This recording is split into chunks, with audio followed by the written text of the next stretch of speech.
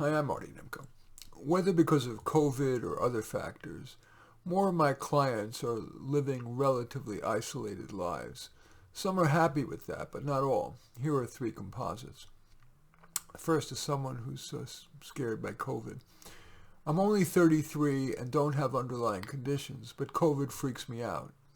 The media tells of people, even famous rich people, even when vaccinated, who've been hospitalized, like Tom Hanks and DJ Khaled. So I'm being really careful. I only go out when absolutely necessary. I do my shopping online and won't eat in a restaurant or go to a concert or theater. A friend convinced me to go to a restaurant's outdoor parklet, but I felt uneasy the whole time. The schools have opened, but I'm uncomfortable sending my child. It's almost like a super spreader event. I'd rather my child and I be safe than on a ventilator. Here's my response. How rational is your fear? What does your local health department say are appropriate precautions? For example, when to wear a mask and the size of an event that constitutes a super spreader event. Of course, no one's completely rational all the time.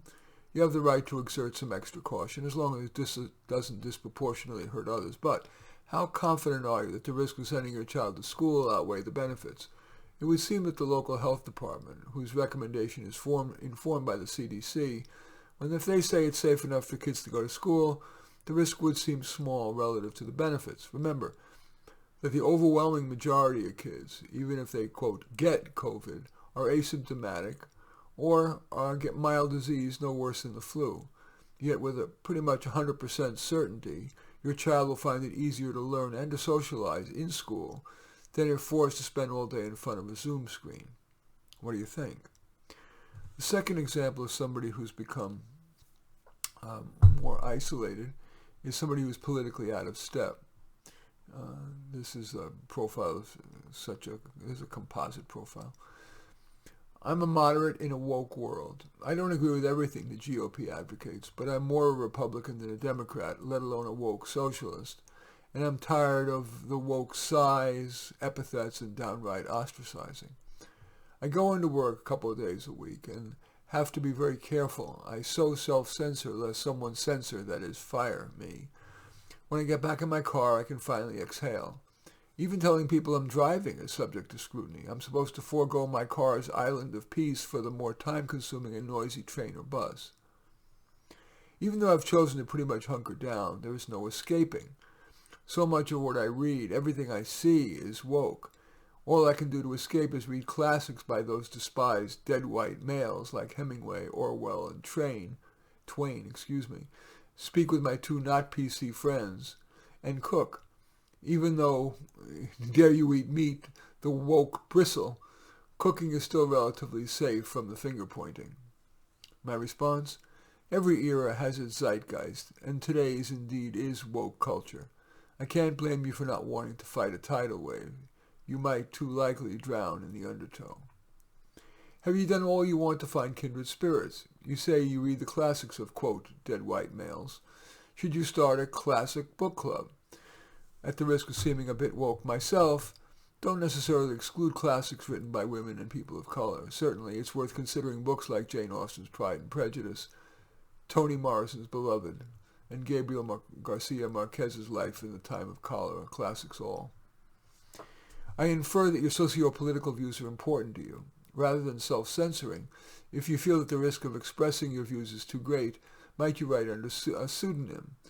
Like two of the authors you mentioned. Samuel Clemens wrote as Mark Twain, Eric Blair wrote as George Orwell. Also, by the way, Mary Westmacott wrote as Agatha Christie.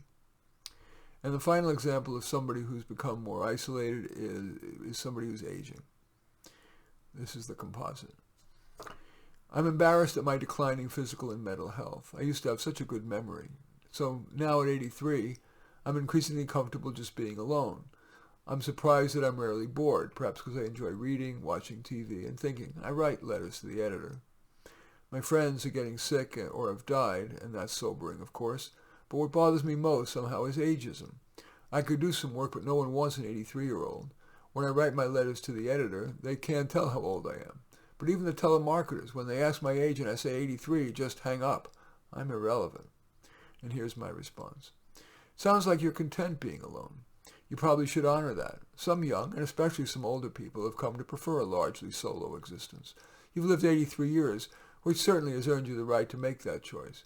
True, seniors are often urged to be social, but that's advice for the general public. You are you. Do what feels right for you. You say you write letters to the editor. Should those focus more on the ageism that you decry? Should you do some other sort of activism? You speak of your physical decline, but could you still write fundraising letters or make get the vote out phone calls? Of course, seeing your age peers get sick and die is an unpleasant reminder that we're all on the same conveyor belt with the same endpoint. Its main silver lining is that it reminds us to squeeze as much pleasure, or perhaps better, as much contribution as possible.